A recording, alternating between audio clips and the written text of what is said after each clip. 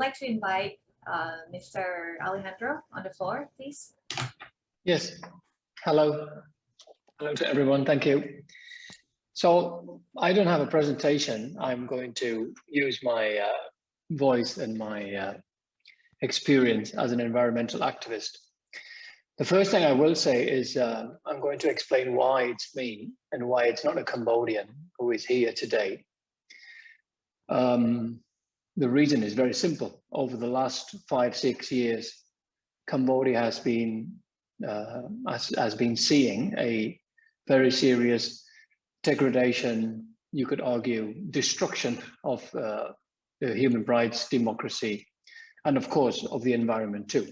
So if a Cambodian environmental activist was present here today talking, especially representing our organization, Mother Nature Cambodia, the chances of this person being jailed are pretty much 100%. We have been called a terrorist group. We have been called a rebel group. We have been criminalized. We have 6 activists in jail right now. In the past, we had other activists in jail. I was exiled, deported from Cambodia 6 years ago. I have several criminal charges against me right now. So this is why I'm here. I hope that in the future, this is why it's me here. I hope that in the future, young Cambodian environmental activists can do this kind of talk. This is the first thing I will say. Second thing, we are not journalists. We are more like something in between activism.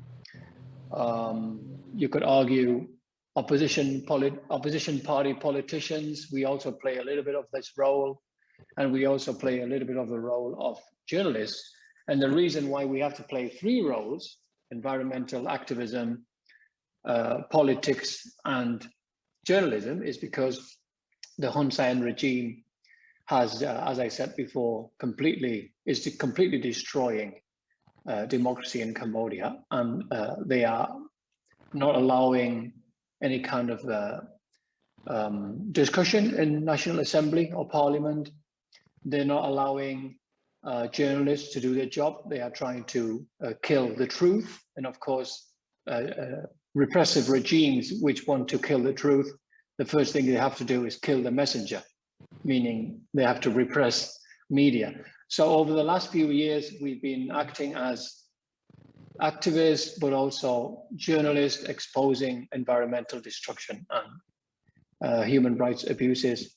And because there is no more opposition party in Cambodia, sometimes we have to play this role of almost like as we were members of parliament in Cambodia. That is the second thing I will say. One more thing is, out of the 6 activists from our group that are currently in jail, 3 of them were arrested last September, so 1 year ago, almost 13 months ago. And their crime, well, there was no crime, of course, but the Hun Sen regime, the dictatorship, sent them to jail after they said after they wanted to do a Facebook live show where one woman who was 22 years old wanted to walk for 2 kilometers to try and meet the Prime Minister, Hun Sen. Another girl who was 19, she just finished her birthday. She just celebrated her birthday. The other girl who was 19, she was going to film her. And then a male activist from his home, Ton Ratha, he's 29, he was going to be the coordinator of the live video event. We didn't even manage to start the event because the police came and arrested the 3 activists in 2 different locations. They issued arrest warrants for 3 people more, including myself, even though I was in Barcelona in Spain. And they confiscated equipment, money, phones, motorbikes, bicycles, everything you can think of, worth around $15,000 US, which of course is a lot of money for a small environmental group like Mother Nature Cambodia. And most of this equipment they stole, they didn't confiscate it. as evidence. They just stole it. You know, it's not nowhere to be seen in court documents. That's the 3 people who were jailed in September last year, and the 3 people who were jailed this last June, so around more than 3 months ago, they were filming sewage water being dumped into the Mekong River in the city of Phnom Penh, which is the capital of Cambodia. So after they were arrested, they were asked, they were coerced, the police tried to force them to implicate me and to implicate the CNRP, which is the opposition party. And basically, the 3 activists said, no, we didn't do anything wrong. We are not going to implicate anybody because we didn't do a crime. And as a result of this, they were jailed, and now they are facing 5 to 10 years in jail. And then 1 month after this, so this is now July of 2021, the 3 activists who were jailed in September of last year were also charged with the same crime as these 3 last activists. So the 3 activists who were jailed in September, we were hoping to see them return to their families in March and May of 2022. Now they might be in jail for the next 5 to 10 years. This is a good example of the situation for environmental activism in Cambodia. There is every day more and more young Cambodian people who are engaged in making Cambodia more democratic and protecting the natural resources, and the Hun Sen regime, which is more and more repressive and more paranoid every day. They are basically jailing people, jailing young Cambodian people. And one thing that is, for me, very concerning is that they don't even pretend to be respecting the law. They don't even pretend that Cambodia has rule of law. They send people to jail for wanting to walk alone in the street, or they send people to jail for filming sewage going into the Mekong River and accuse them of a very serious crime, which is plotting, some kind of like armed rebellion against the government by filming a video and releasing it on Facebook. And not just Mother Nature Cambodia, there are of course many other environmental activists in Cambodia. Today I have the honor of being a spokesman for Mother Nature Cambodia, and of course representing civil society in Cambodia. And they too face repression. You know, they get physically attacked when they are patrolling in the forest, or the government is not even allowing environmental activists to enter the forests anymore. They say you need permission to enter a public forest now. There's been cases, of course, in 2012 of a friend of mine, Chupati. He was murdered in his car while he was exposing environmental destruction. And there's many activists who have been detained, sent to police station, harassed, economically harassed, psychologically harassed. So the list, unfortunately, is endless and is getting bigger and bigger by the year.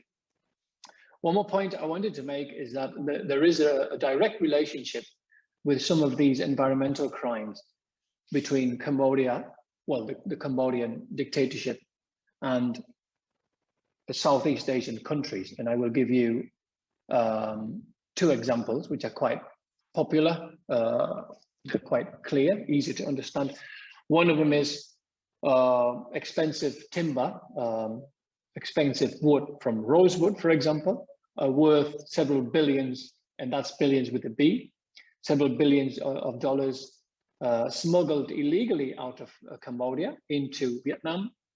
And I say illegally because Cambodian government stopped, they banned the export of timber out of Cambodia.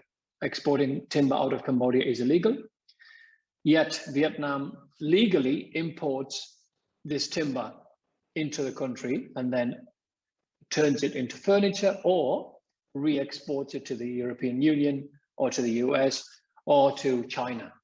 So this is a clear indication of a clear example of this connivance and in some cases, not just connivance, but also knowledge and facilitation of this serious environmental crime. Cambodia doesn't allow exports of timber, and these exports of timber are worth billions of dollars with a B, that's several $1,000 million. Yet Vietnam is legally importing them and charging taxes on these timber. This is an absolute scam, an absolute tragedy for Cambodian forests, which used to be very healthy and very abundant. Now they are being decimated, and this should not be happening. And if Vietnam had any semblance of resemblance of being a democracy or where rule of law existed, then Vietnam would say, we are not going to import timber from Cambodia because Cambodia doesn't allow it, doesn't allow the exports. The second example is Singapore. Singapore pretends to be a democracy, pretends to be a strong democracy with strong rule of law. Of course, we know that it's not a democracy, but they say they are. They say they don't. They say they fight against corruption, and they say they have independent courts, but they imported around 75 million tons of sand from Cambodia, from coastal mangroves of the province of Koppom, Kompot, along the coast of Cambodia, from 2008 to 2016.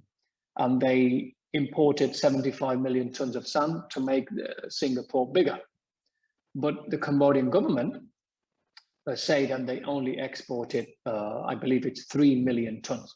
So there's 72 million tons of sand worth, I think it's around 700 million US dollars.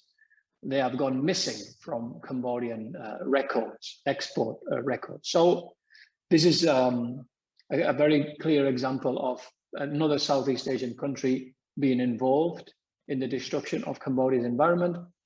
Our organization, Mother Nature Cambodia, had 3 activists jailed for 10.5 months in 2015 because we were doing a campaign against this sand that Singapore is or was stealing. And after we exposed the 73 million tons of sand which had gone missing, the Singaporean government, they never said sorry. They never took the companies to court. They never gave any explanation. They just stopped the import of Cambodian sand, and they are now importing it from Vietnam and from the country of Myanmar. So the scam continues. The destruction of the environment continues. The destruction of local people's livelihoods, fishing communities continues, but it doesn't happen in Cambodia. Now it's moved to Myanmar or it's moved to Vietnam. So again, a really good example of a country in Southeast Asia joining hands with Cambodia or joining hands with another country in Southeast Asia to commit very serious environmental crimes. One more point, I'm approaching one of my last points, and I hope I'm not talking too fast for our interpreters. If I am, please let me know. I think it's very important to point out that when the Hun Sen regime, the Hun Sen dictatorship, sends environmental or human rights defenders to jail, there is total silence from other countries, other governments in the region. Even when the jailing of these environmental activists are decried as completely illegal, completely arbitrary by Amnesty International, United Nations, European Union, Australian government, United States Embassy. What is most shocking to me is that Thailand, Vietnam, Laos, Indonesia, Malaysia, Singapore, Brunei, East Timor, none of the Southeast Asian countries, none of the governments ever say anything about Cambodian activists being jailed. And of course, when Thai or Indonesian environmental activists are jailed, the Cambodian government will never say anything and will never say anything, will never criticize it. I think this is a scandal.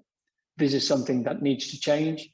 And I am sure that if we work together as democratic voices in Southeast Asia, in the future, we can have a situation where a human rights abuse or an environmental crime in any of the Southeast Asian countries has a fierce and very strong reaction in other countries in Southeast Asia too, not just UN or Australian, American, European Union embassies, but especially among Southeast Asian people. I think this is not impossible. This is a beautiful dream we should all have, where Southeast Asian countries help each other in protecting the environment and help each other in making the whole region more democratic.